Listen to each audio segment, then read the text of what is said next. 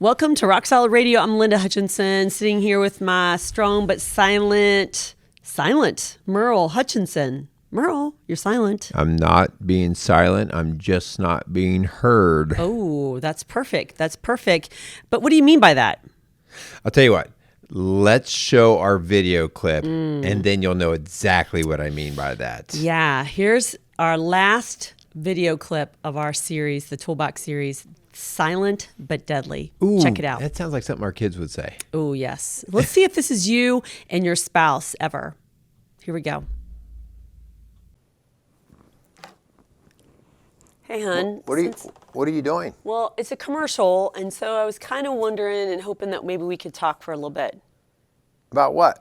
Well, I feel like the last several months, it's just been really, I don't know, I feel like we've just disconnected, and that's been kind of silent, cold with each other. I don't know what you're talking about. Can we turn the TV back on? I'm watching the game. I mean, it's paused, and we can get back to it, but I feel like we just keep avoiding these conversations, and we're busy, or we're sitting down the TV or our phones or our computers, and we just don't connect. Like, what's going on? Are you okay? I'm fine. Okay, I'm fine. Can we turn the TV back on? Like, are we okay? Are you and I okay? Because I feel like something's up. Now, there's really just nothing up, nothing new, nothing different, hon. It is what it is. So, honey, let's turn the TV back on. We've been married 34 years, and this last year, I just feel like it's cold. It's like we're going through the motions. It's like we're roommates, and I don't think that's what God wants for our relationship. I feel like there's more, but something's up, and you're not sharing with me, and so it's really hard to understand, like, what's going on? Have I done something? I don't even know what to share. Okay, it's been 34 years of this. This is how it rolls. Okay, this is our relationship. This is where we are. So I don't know what to tell you. And this is where we're at. I'm not saying it's all you. Obviously, I'm doing something that is shutting you down or pushing you away. And so I just want to know, like, what's going on, and help me understand. I don't really know. Can we just get back to the game? We got no answers here, you know. I got nothing for you.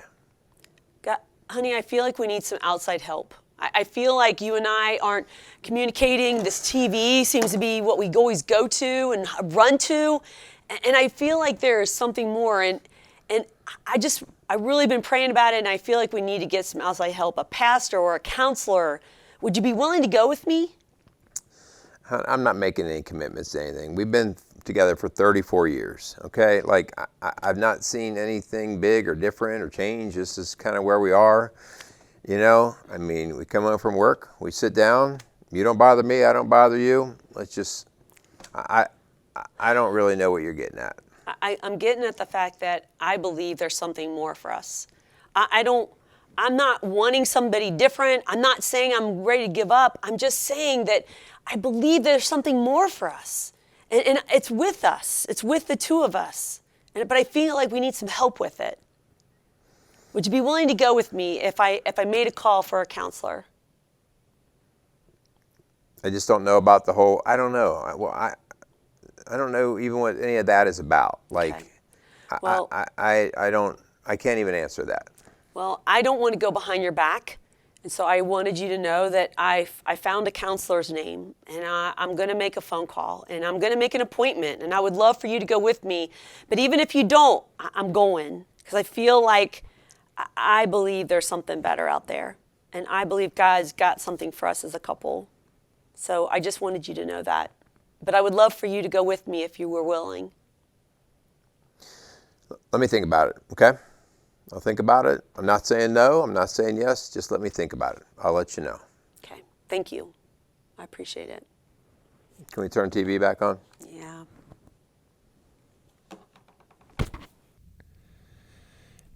Okay. So how about that?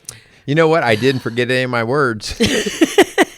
I didn't forget And any I of my stayed lines. under control. And you So stayed under control. There you go. That's a first for both things. All right. So you can see from the video what Linda and I are talking about here. So today's show is one, as we talk about tools in the toolbox, this is the tool that people often resort to because it's an easy tool to use. It takes very little commitment, very little skill, and you can just endure for the longest of times. Sometimes we refer to it as silent treatment, okay? Sometimes, as John Gottman refers to it, and we'll talk a little bit about that, something called stonewalling. And it has more to do with, this isn't going to go my way. We're not going to make any headway, so we're just going to be quiet. Endure. Hun, we had a lot of conversation before we decided how to film that clip that you just saw, because we really didn't know who was going to be the silent person. And we've seen it both ways, right? We've seen it, the women kind of just like go cold and just get busy and not engage with their spouse. But more likely it happens with the guy. Tell me a little bit about what you mean by that or why. So I'd say more likely it goes with the guy only because a lot of times us guys are not confident in our communication skills, and we do not like to upset the apple cart. We don't like our house to be one full of argument and just tension. And so, if we feel like we're not going to be heard or we get shut down, we just go, this is not a hill I'm going to die on. But that doesn't mean that we forget that we're not being heard. Yeah. Like, it's not like we walk away going, oh, no, it's okay. We just don't need to talk. It's like we walk away and we're like, well, she'll never listen anyway. And we hold that resentment. Yeah. And so if you've been watching and following our Toolbox series, this is week 5. And in week 1, we started with nagging. And that was mine. Yeah, baby. That was me. And that was me. Way too many words, way too many opinions and emotions into a conversation.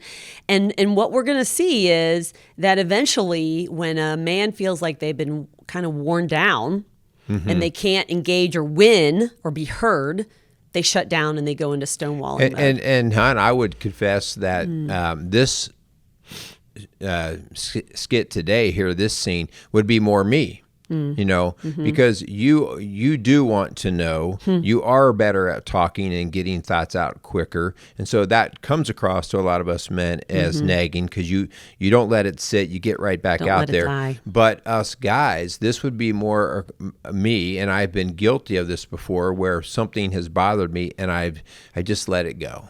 I just let it go. And we've talked about this on shows. Sometimes the shows of where you hear me say whatever and those kinds of things. Can I just say, those are like fingernails on a blackboard to me, whatever. Well, and they're usually like with little hands, like whatever. They weren't fingernails on the blackboard until you and I started doing more of this for a living, and you actually started to see what that means. Yeah. And so it has to do with our inadequacy of either in the nagging situation, it's Linda's inadequacy to get the answer that she wants, all right? And in my silent, it's my inadequacy to get the answers that I want, all right? And so it's this stalemate. So what we want to talk about, Hun, is you saw that video, all right? We want to talk about how we work through these. Yeah. And so one of the things we want to be careful with is we're not here to change your personality. By your nature, you have your personality. Linda's personality is much more extroverted. She's much more verbal. Go ahead and say it. She's Talk just more. No. When she goes to a party, that energizes her. When I go to a party, I have to get my energy up to go to the party, and so that's part of personality. And that's not what we're after here. That's not what we're trying to change. And so what we're trying to look at is, every couple has a different engagement style. Yeah. All right? But let's set some things up, and we really didn't even talk about this, Hun, but this is something that's really been heavy on my heart with couples lately. And that is, I want you to go into your relationship and into a difficult conversation believing the best about your partner, okay? Let's not assume the worst, that they're having an affair or they don't love you anymore or they're ready to move out. Let's believe the best, that maybe something is going on at work. Maybe it is something going on personally with them. Maybe they're grieving the loss still of a friend or a family member. Let's believe the best, and that you are dealing with a good-willed person. Okay, it's not an evil monster. It's not a cold-hearted person. It's a good person that's maybe wounded or stressed or struggling or depressed. And you're first going to try to engage them to figure out what's going on. Yeah, but let's, when we talk about believing the best, we have to even establish that, because if there has been a lot of history of brokenness and of trust breaking, then that's a difficult place to start. So we have to establish from the get-go, like, well, what is my level of trust? Do I believe that she wants me to go to counseling because she believes it's in our best interest, or is she trying to prove that I'm wrong again, and she's trying to manipulate me again? And so you have to kind of establish, and you did a good job in the skit, hun, just about owning some things. Like, you're like, no, I mean, maybe I'm doing some things here. And so that started to make me perk up a little bit, like, so you would really be willing to say that you weren't all perfect in this either? Yeah. Okay. So the last thing any of us want is to feel like we got trapped into something, because, then, listen, I don't trust your intentions. Yeah. And I can't tell you how many times I've had couples walk in our office and the man has almost been drugged there because he thought for sure it was going to be about throwing him under the bus, and that it was just going to be bashing him. And so we try to make it very clear, like, we understand it's two people that have got you where you are. And so once they realize that I'm not against them, that we're working toward the good of the marriage, that they're like, oh, okay, maybe I'll come back. Right. John Gottman talks about the idea that we don't need to get everybody to communicate the same. What we need to do is look at what things couples do that are successful and try to copy and learn those. And what do couples do that are not being successful? We need to avoid those. Yeah. And when he talks about the 4 horsemen, he came to the 4 different things that couples do that we can universally see do not lead to good things. Okay. So you might want to, and we did this, by the way, in the show Predictors of Divorce. We really encourage you to go back there. It was a show we did, I would say, in the wintertime. Yeah, we'll put that in the notes. Yes. And because that was a good show to just talks about all of these different spaces. But you might be asking why he called it the 4 horsemen. But he basically, the 4 horsemen of the apocalypse was the end of your marriage. Right. Like, these are 4 signs that the end times are coming. And so these aren't good things. And so these are the 4 things that kind of determine that your marriage is coming to an end and you got to do some work to change them. And stonewalling was one of those. Yeah, just quickly, there were criticism, contempt, defensiveness, and stonewalling. And so we would like to lean in on the stonewalling today, because this is the one that we've done shows about before, where we did slow fade and things like that, where marriages will go well past the 10 or 15 year mark. They may go into 20 plus years. And there's, just like you saw in the video, pretty much this is what it is. Would you just turn the TV back on? You don't bother me, I won't bother you, and we'll just sort of coexist under the same roof. And so that's part of where stonewalling starts to just show its symptoms. Yeah. And hon, you were saying something in that video that I really want people to really notice and take note of. When they say it is what it is and it's good as it gets, there's a lot of people out there that just believe that. Like, this is how it looks after 34 years or 40 years or 50 years. And we've had couples who've come in and they've been miserable for 25, 30, 40 years. And they're just like, this is what we thought it would be. And it's like, oh my gosh, that's so sad. Don't wait that long. Right. Don't just sit there in the silence. Call it out. Yes, and as we're going to talk about how you do that, it doesn't have to be as good as it gets. It can get so much better, but it does have to be a cooperative effort. And if it's not, then it gets even more desperate, because one person gets so frustrated in all their efforts while the other one's disengaged. So this is something that if you watch the first part of this video and it hits you somewhere in the heart, with respect, I would ask you to show this to your partner, okay? Show this, because you have to be on the same page. You notice in the skit, Linda had finally made the decision and commitment that she felt like she needed to get some help, some counseling. That counseling is not going to do a whole lot of good for us in our marriage relationship unless I commit as well, okay? In fact, I could frustrate her very much if I stay that same guy and she goes and gets all these new methods and techniques and researches her heart, and she comes back and I'm the same stone wall. So it does take that heart of the two people coming together. So, hun, let's talk about some some basic advice that we can give. So people, you find yourself, silent treatment is one that's used. If you're the user of it, we're calling you out as well. If you are the one who you've realized maybe I have put my partner into that, okay, we're calling you out as well because you're two players in this. Okay, by the way, and you're like, oh no, I always talk to my spouse. But if you're always too busy to sit down and talk, if you never have time to just sit down and have a hard, good conversation, you're in the same boat. You're in the same category. You may be talking, but never talking about hard things or your relationship. It's always about kids or work or the weather, and it never gets down to something beyond that, then you're kind of doing the same thing, just in a roundabout way. Right. So the first thing that we want to start with is if this video clip and if this show is sparking an interest in you, okay, the first thing is in a respectful way, as Linda did in that video. That was respectful. She didn't yell at me. We actually talked about recording it other ways, like maybe she'd yell at me and be like, you don't ever talk to me anymore. I'm in control. Did everybody notice that? She was good. She was using good skills there, okay? And so with respect, she called out the overall condition. You know, it just seems like we're drifting apart. It just seems like we're just existing together. I was using my I statements. I feel like we're not talking anymore. I feel disconnected from you. That might not be what your partner thinks. He might think you're good.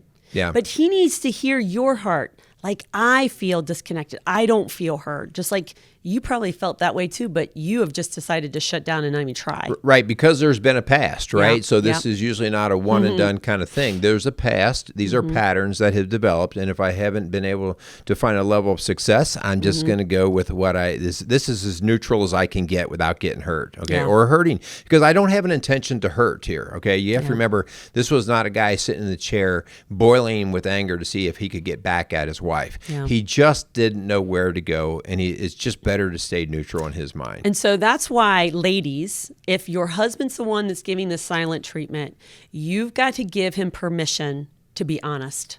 Okay? There were things in what Merle said that made me realize that he thinks it couldn't get any better. And I need to kind of dig into that a little bit. I need to sit in that a little bit and kind of ask some more questions, because he's kind of given me some cues that 34 years has gotten kind of boring to him.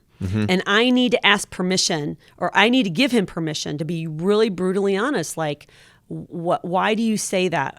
What is that makes you feel that way? Well, we never go on vacation anymore. We never talk. You used to come to my games with me or whatever. My games, boy, that's been a long time ago. Okay, no, but I'm saying, like, you're not involved with what I like to do. You're not involved with my life. Yes, right. And so here's the key: is that whether you may not think you're guilty of jumping in like this. Here are some things that you can recognize. If you answer your partner before they speak, you are violating this. Okay. Yes. If you already have your brain spinning on your answer, you are violating this. If you feel like you have to give your reason as to why you do what you do, you're violating this.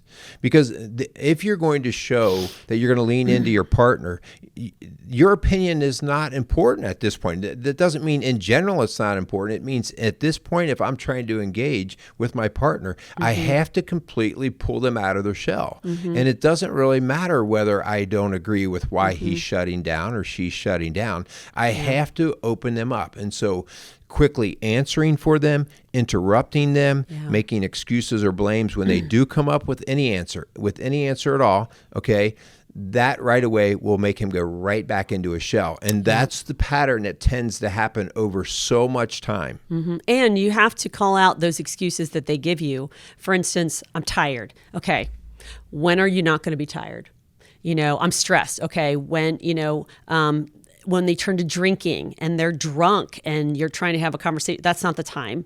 And so you're going to have to let the emotions subside, okay? If they did have a long day, then you may need to make an appointment with them the next day or the weekend.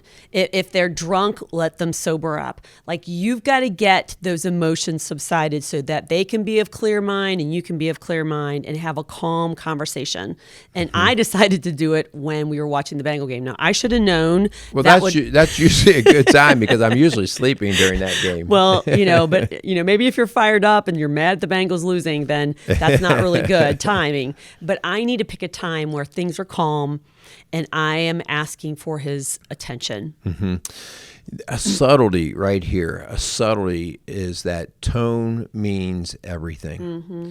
Even though you might be calm, just a delivery of, why aren't we talking anymore? Yeah. Just that little, could you give me 5 minutes? Yeah, just that little upswing in the tone is true. just enough to go, yeah, I've heard this before. I know where it's going to go. Yep. And so just being aware of how you're going to deliver this because you're tired of losing. You're tired of losing, but you're doing the same thing, right? And that's the definition of insanity. So it's time for us to go, okay, how do I approach it differently? Yeah, because if you're coming across a little passive aggressive or bitter and resentful, they're going to pick up on that. And that's probably what shut them down to start with. Yeah. You're frustrated, and they can tell you're frustrated. Yeah. So you're not going to get what you want with your frustrations. Right. And one of the things then that you did that was fantastic, and this is the thing that actually opened the door up, okay? You admitted any wrongdoing or you acknowledged it, anything that you could have done. So a lot of times we say we start with an apology. Okay, like when there's been a breakdown, when there's been some tension, the apology is one, it has to be authentic, right? I'm sorry, but okay. Rolling your eyes doesn't work. Right. That's not cool. But the whole idea that I've laid out that apology or I've made an acknowledgement, that takes the defense down from the partner, okay? And right away, like I'm kind of looking at her like, well, this is a little different. Yeah. We're both kind of calm. She's admitted a wrong on her part. And I'm not being attacked right now. Okay, so I just got to share with my I made this totally up, so you might be making fun of me, but I've been really using the applesauce method lately. Have you heard about my applesauce method? Yours? Have you patented or I'm going trademarked to. So here's the applesauce method. Oh, you know what? You better, if I know where you're going with this. What? Trickery. Well, not exactly. Trickery. No. That's manipulation, Linda. No, hang on. Now you're trying to hide the pill in the applesauce. Kinda. That's a good idea. When our kids were little, they hated those mushy vegetables like peas. Like I hate peas. You should never told me this. Now I know what you're up to. So, but the peas were nasty, and they would always like push them out immediately. But what I would do is I would dip the spoon in peas, and then I would dip the spoon in applesauce. Right? That sounds gross. It worked. And the kids would totally like, they eat it. And then they realized much later, that they were eating peas and they got their vegetables. So what I want you to do is to wrap the hard stuff, the yucky stuff, the things that they're not going to like hearing or talking about in applesauce, okay? And that could be apologies. That could be thank yous. Thank you. I know you've been working your butt off at work and you are so tired. Thank you for working for our family, okay? Or, hey, I'm sorry that I've been kind of short with you. I know you can pick up on my bitterness, and that's, I don't want to be that. Like, that's a compliment or an apology. So I need you to start with that. Lead with that, okay? Right. Asking permission to sit down and talk. Now, obviously, he was like, no. Okay, you may do that once, but if you keep saying no, no, no, no, don't take no for an answer anymore. Well, and again, it's the delivery of that. If it's the nagging and that kind of thing, so we have to watch the delivery. Right. And I want to switch just a little bit because we've been talking a lot about the person who's kind of maybe forcing the other person to be silent. But let's call out something here as well. If you're watching this and you recognize, oh, I'm kind of the person who goes silent. Yeah. When we go silent, we're actually holding the other people hostage. Be careful, because they might want that. Right. So I'm holding them hostage in that I'm not going to play the game. So I'm just going to shut down, and I'm going to make them just desire it. So it's kind of like holding applesauce about 3 feet away and saying, I know you'd like this, but you can't have it. You can't have it. And so the part of the silent treatment from the person that is doing the silencing or that is being silent, you have got to recognize your shortcoming. And like maybe in my case, like sometimes it's easier for me to avoid the conflict than to just go head in. Yeah. And so that is getting me out of my comfort zone. And that is my responsibility. That is my obligation to this marriage. And let's just call it out. It's my job. Yeah. Okay. And I may not like it, but it's like eating the peas. Okay. Yeah. I have to get out of the comfort zone, and I have to say, you know what? It's time for me to engage. And then again, practicing the engagement skills that we've just talked about in terms of emotional control and those things. So we have an assessment tool that we use called Prepare and Enrich, and it helps our couples, whether they're getting married or already married, kind of know a little bit about their personality. And one of the things that we assess is their assertiveness, and that is being able to have these hard conversations, right? But another thing that goes really counterintuitive is the whole avoidance scale. Yes. Okay. So when the assertiveness is high and I speak what I want and I go after what I need, okay, the avoidance is really low. But it goes the exact opposite. When we are low and assertive and we don't know how to speak what we want in a loving but assertive way, those avoidance scale is going way high. And that's usually where we see the silent treatment and the avoidance and the partner dominance and all that stuff. Yeah. Yeah. And you know, you talk about, you know, opposites attract and all those kind of things. You tend to have people at slightly different levels because, or different means, because if you had two assertive people who didn't have good skills, that's where the hardcore arguing comes together. So, you know, that's why you see that assertive person and then the other person's got the high on avoidance, because that's the kind of coexisting way that they have made it work. But there is a better way. Yeah. I mean, don't make them think that you can't have two assertive, healthy people in a No, relationship. but practiced. Yeah. You know, so me owning my avoidance by saying, okay, I need to practice being more assertive and going after it. Linda needs to avoid being too assertive and being a better listener. Okay. And it's the two of us coming together to learn. And the reason why we're doing this, right? Like understanding like the marriage is so much more important than whether I am just going to be who I am. Or comfortable. You know, I mean, let's face it. Sometimes we are the avoiders or we go silent because we just want to avoid hard conversations. Right. And I'm just telling you, it is so worth it to have hard conversations wrapped in applesauce. But I'm trusting that God is going to bless that, okay? That God's not going to bless your going cold or going silent on your partner. And your response is your responsibility. If you're watching this video, it's because someone has shared it with you, or the Holy Spirit has brought it to you in front of you for a reason. And I don't know which side of the fence you're on, but God wants a response from all of us, because our response is our responsibility. We've got to do something with the knowledge and the understanding of where we're at in our relationship. Yeah. As we've said many times before, stop looking at your partner as if they have to change. Look at yourself as to what you need to change for the sake of this marriage. And if Linda looks at herself with a clear view and says, this is what I want to work on, and I look at myself and say, this is what I need to work on, the two of us will both be taking care of each other. Yeah. Because we know what we need to do. We just need to start doing the work on ourselves. And we've been doing this long enough to know that there's going to be times when you're in different places. And so we have had that, where we have had one partner that said, I know we need help. They won't come. I'm coming anyway. And we say, come, invite them, but still come, because your response is your responsibility. You can deal with what you have control over. And that's where we start. Yeah. Yeah. And, you know, when you go in to seek that help, we ask that you go to somebody who knows what they're doing, because if you go in and you just talk to somebody who tells you what you want to hear, like, well, I can't believe that they shut down like that. I can't, you know, you want to talk to somebody that can help coach you to be better at being you and helping that person come along. Okay. Just because the other way just means you're going to be isolated farther and farther and farther away. I mean, we have to say that we have had people who have had some really bad counsel, and they were licensed therapists who said, you know, leave your husband, get a divorce, you know, that affair is justified, like all kinds of things that like, please tell me they didn't tell you that. You know, I mean, you do what you can only do, but I think you're right, Merle. We've got to get to some really healthy biblical counsel. Right. Very good Testing stuff. everything against God's word.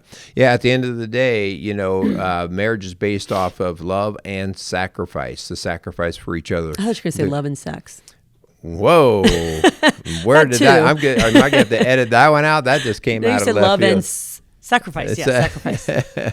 Which could be. No. Yeah. So anyway, let's boil this down with the whole challenge of if you are having difficulty with your partner, with your spouse, of just feeling like conversation never happens well, and if silent treatment or stonewalling is one of the ways that comes out, it proves itself, then start to seek how you can help that situation. I would encourage you strongly in our challenge here to help your spouse by the two of you watching this together, okay? You see, this is a man coming from my perspective, Linda coming from her perspective, and this is why we do this show together, because, listen, I don't want men to act like women.